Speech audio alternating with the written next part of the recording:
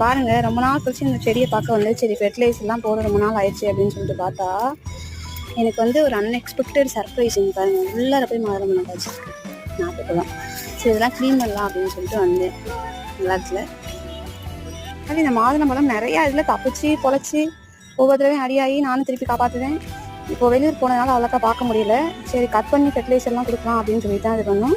இது பார்த்தோன்னே ரொம்ப சந்தோஷமாக இருக்குது. இதோட இன்னொரு சர்ப்ரைஸ் காட்டுறேன் என்னன்னு பாருங்கள். இங்கே பாருங்கள், இது வந்து பைனாப்பிள். சின்ன பாப்பா பிறந்தப்போ ஒரு பழம் வச்சுச்சு. சரி நான் அடுத்து வரும் அப்படின்னு சொல்லிட்டு வெயிட் பண்ணிட்டே இருந்தேன். 2 வருஷம் ஆயிடுச்சு. இங்கே பாருங்கள், இதோட இது பூவாக இருக்கும்போது அந்த இமேஜ்லாம் நான் இதுக்கு அடுத்து போஸ்ட் பண்ணுறேன். சூப்பராக இருக்குல்ல, எப்படி இருக்குன்னு சொல்லுங்கள். அதே மாதிரி இதுக்கு அடுத்து எல்லாம் வெயிட்டிங்.